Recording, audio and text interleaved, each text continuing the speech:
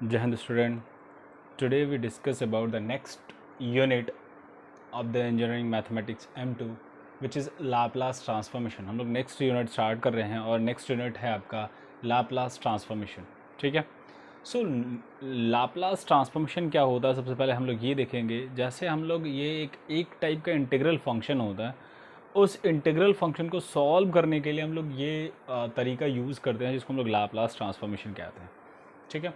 जैसे अगर हम लोग इसकी डेफिनेशन को देखें तो क्या होता है लाप्लास ट्रांसफॉर्मेशन की definition. Let F T be a function of T defined for all T is greater than zero. F T कोई ऐसा फंक्शन है टी का जो डिफाइंड है सभी ग्रेटर देन और इक्वल टू ज़ीरो फंक्शन के लिए. Then the Laplace transform of F T, तब उसका लाप्लास ट्रांसफॉर्मेशन एफ टी कहा जाएगा and it is denoted by Laplace. Laplace को एल से डिनोट करेंगे एंड एफ टी होगा हमारे पास एंड इज़ डिफाइंड बाई, और इसको डिफाइन करेंगे हम लोग क्या से, Laplace transformation of F T is equal to F P. इसको पी के फॉर्म में लिखेंगे. ये पी क्या होगा, zero to infinity to the power minus P T. ये जो पी की वैल्यू आएगी यहाँ पे, ये जो पी आएगा वही हमारे पास क्या कहलाएगा, वो पी यहाँ पे डिनोट किया जाएगा. एफ टी डी टी, ये हमारे पास पूरा इंटीग्रल होगा जिसको हम लोग Laplace transformation of F T कहेंगे. ठीक है. तो जहाँ पर भी अगर आपको Laplace transformation of F T use करना है तो वहाँ होगा F P is equal to integral of zero to infinity to power minus P T F T D T. Okay. So अब ये इंटीग्रल अगर एग्जिस्ट होगा तभी इसको लाप्लास बोलेंगे, provided that the integral exist. अगर ये इंटीग्रल एग्जिस्ट है तो लाप्लास बनेगा, अदरवाइज इसको लाप्लास नहीं कहेंगे, वो बनेगा नहीं हमारे पास इंटीग्रल. और इसमें जो p है वो क्या है, p is a parameter which may be real और कॉम्प्लेक्स. p एक पैरामीटर है जो आपके पास रियल हो सकता है या कॉम्प्लेक्स नंबर हो सकता है, कुछ भी हो सकता है, वो आपके ऊपर डिपेंड करता है. ठीक है, प्रॉब्लम के ऊपर डिपेंड करता है. और जैसे एफ एस, ये एफ पी है हमारे पास, उसी तरीके से हम लोग किसी किसी बुक में इसको एफ एस के फॉर्म में लिखा जाता है. तो F S is equal to zero to infinite, infinite zero to infinite E to the power minus S T F T D T हो जाएगा. सेम फॉर्मूला है, बस जहाँ पी था वहाँ पे क्या रिप्लेस हो गया, आपके पास एस रिप्लेस हो गया. ठीक है. तो ये हमारे पास पूरी डेफिनेशन थी जो लाप्लास ट्रांसफॉर्मेशन क्या, और ये हमारे पास फॉर्मूला है जिसको याद रखना है लाप्लास ट्रांसफॉर्मेशन को सॉल्व करने में. ठीक है. तो ये लाप्लास का फॉर्मूला है, इसी फॉर्मूले को यूज़ करके हम लोग क्या करेंगे, प्रॉब्लम को सॉल्व करेंगे. तो इसके कुछ बेसिक फार्मूलाज हैं जिसको हमें सीखना है पहले, उसके बाद इन पर प्रॉब्लम्स को हमें देखना है. तो हम लोग पहले बेसिक फार्मूलाज को देखते हैं कि किस तरीके से सॉल्व होकर आते हैं. अगर आप बेसिक फार्मूला सॉल्व करना सीख गए तो जो जनरल पार्ट आएगा, फर्स्ट पार्ट लाप्लास ट्रांसफॉर्मेशन का, उसको आप इजीली सॉल्व कर लोगे. ठीक है. तो देखते हैं हम लोग. जैसे फर्स्ट फार्मूला हमारे पास है लाप्लास ट्रांसफॉर्मेशन ऑफ वन, कि लाप्लास ट्रांसफॉर्मेशन ऑफ वन क्या होता है. तो ये होता है वन अपॉन पी. ये वन अपॉन पी क्या होता है, पी यहाँ पे ग्रेटर देन वन होना चाहिए, क्योंकि जैसे ही यहाँ पे इन्फिनिट वैल्यू रखेंगे हम लोग, जीरो रखेंगे, जीरो से या जीरो की लेस देन रखेंगे, वैल्यू नेगेटिव मिलने लगी. और लाप्लास हमेशा पॉजिटिव वैल्यू के लिए डिफाइंड होता है. आपने यहाँ पे देखा है कि T is greater than equal to क्या होना चाहिए, आपके पास जीरो होना चाहिए. तो ये वैल्यू अगर यहाँ पे अप्लाई करेंगे तो क्या मिलेगा हमारे पास, Laplace transformation of one is equal to zero to infinite. अब देखो इसको सॉल्व कैसे करेंगे. लाप्लास ट्रांसफॉर्मेशन ऑफ वन की बात करें तो एफ टी हमारे पास है एफ एस, या आप यहाँ पे देखो तो एफ टी किसके इक्वल है, वन के. तो जहाँ प्रॉब्लम में एफ टी लिखा होगा क्वेश्चन में, वहाँ पर आप क्या रख दोगे, वन रख दोगे यहाँ पे. तो zero to infinite E to the power minus P T and into क्या हो जाएगा, one D T is equal to. अब इस पूरी वैल्यू को आपको सॉल्व करना है. अगर हम लोग E to the power minus P T में वन का मल्टीप्लाई कर लें तो वापस E to the power minus P T बन जाएगा. अब E to the power minus P T को टी के रिस्पेक्ट में इंटीग्रेट करना है. तो इंटीग्रेट करेंगे, E to the power minus P T का क्या हो जाएगा, E to the power minus P T, and P T का जब डेरिवेटिव निकालेंगे तो क्या मिलेगा, माइनस पी. तो ये माइनस ऊपर लगा दिया और ये पी नीचे लिख दिया. ठीक है. अब होल का जो लिमिट्स था उसको अप्लाई करेंगे. तो lower limit zero, upper limit infinite है हमारे पास. अब लिमिट को अप्लाई करेंगे तो देखना यहाँ पे, जैसे आप लिमिट अप्लाई करोगे इस कंडीशन पर, यहाँ पे इन्फिनाइट रखोगे तो E to the power minus infinite की वैल्यू जीरो होती है एंड माइनस माइनस प्लस हो जाएगा. And E to the power अगर आप जीरो पुट करोगे तो E to the power zero upon क्या हो जाएगा, आपके पास पी हो जाएगा. और E to the power zero की वैल्यू वन होती है और ये अपॉन पी, तो ये किसके इक्वल आ जाएगा, वन अपॉन पी.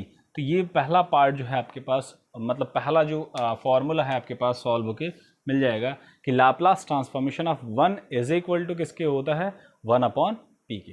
ठीक है. सो नेक्स्ट हम लोग अब ऐसे ही इसके और भी कुछ बेसिक फार्मूलाज हैं जिन्हें आपको देखना है, तो उसको हम लोग देखते हैं. सो नेक्स्ट क्वेश्चन है आपके पास लाप्लास ट्रांसफॉर्मेशन, नेक्स्ट टॉपिक है आपके पास Laplace transformation of T to the power N is equal to factorial N upon P to the power N, where N is positive integer. तो सबसे पहले हम लोग इस सेकंड वाले केस को देखेंगे कि क्या है हमारे पास, इन तीनों को हम लोग सॉल्व करके चेक करेंगे। तो पहला अगर हम लोग देखें सेकंड कि Laplace transformation of T to the power N is equal to किसके इक्वल हो जाएगा, 0 to infinite E to the power minus P T F T means T to the power N D T. Okay, ये formula हमारे पास Laplace transformation का। F T जहाँ लिखा था वहाँ पे मैंने T to the power N लिख दिया। अब यहाँ से हम लोग पुट करेंगे, put P T is equal to X put कर देंगे, P T is equal to X. तो अगर हम लोग इसको टी के रिस्पेक्ट में डिफ्रेंशिएट कर रहे हैं तो D T is equal to क्या हो जाएगा, D X upon P. D T की जगह पर हम लोग D X upon P put up करेंगे। और लिमिट की बात करें तो अगर लिमिट हम लोग यहाँ पे टी की जगह पर 0 पुट करेंगे एक्स भी 0 मिलेगा, और अगर इन्फानाइट पुट करेंगे तो एक्स भी इन्फानाइट मिलेगा। तो लिमिट में कोई चेंज नहीं होगा। तो जो हमारे पास फॉर्मूला बनेगा वो क्या बनेगा, 0 टू इन्फानाइट वैल्यू जो बनेगी यहाँ E to the power minus X, and यहाँ टी की जगह पर यहाँ से अगर हम लोग टी सॉल्व कर लें तो क्या बन जाएगा, एक्स अपॉन पी। तो वैल्यू को पुट कर देते हैं यहाँ पे, तो ये हो जाएगा X upon P to the power N, and D T किसके इक्वल हो जाएगा, डी एक्स अपॉन पी।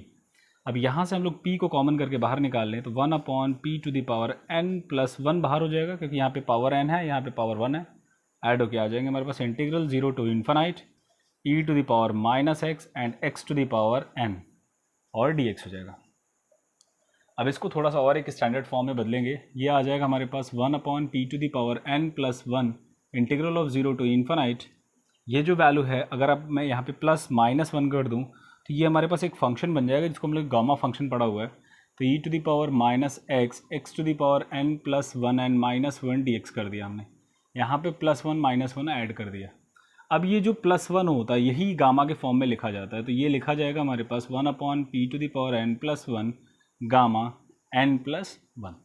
और हम लोगों ने पढ़ा है कि gamma n plus 1 is equal to क्या होता है, फैक्टोरियल n होता है। तो यहाँ पे पुटअप करेंगे तो ये क्या हो जाएगा, factorial n upon p to the power n plus 1। तो ये जो वैल्यू आ गई Laplace transformation of t to the power n किसके इक्वल आ गया आपके पास, factorial n upon p to the power n plus 1। ठीक है, सो नेक्स्ट ऐसे ही देखेंगे हम लोग ये वैल्यू। तो नेक्स्ट देखते हैं क्या है हमारे पास जो कंडीशन है। नेक्स्ट हम लोग देखेंगे थर्ड, तो Laplace transformation of E to the power A T is equal to क्या हो जाएगा, integral of 0 to infinite E to the power minus P T into F T is E to the power A T D T. Okay, अगर इन दोनों को हम लोग साथ में लिख दें तो integral of 0 to infinite E to the power minus, यहाँ से कॉमन करें तो माइनस कॉमन करेंगे तो क्या मिलेगा, p minus A and T D T. वापस जैसे हमने यहाँ पे इसके पहले वाला केस सॉल्व करना तो इसको इंटीग्रेट करना है बस। तो इंटीग्रेट करेंगे तो ये मिलेगा minus E to the power minus P minus A T upon क्या हो जाएगा, p माइनस ए, एंड इसके लिमिट हो जाएगी 0 टू इन्फानाइट।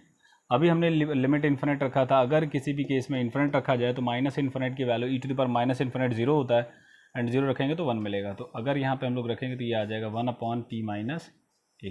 तो ये हमारे पास प्रूफ होके मिल जाएगा सेकंड केस जब E to the power A T given हो। अब नेक्स्ट हम लोग देखेंगे कि अगर Laplace transformation of sine A T हो तो उस केस में A upon P square plus A square कैसे मिलता है।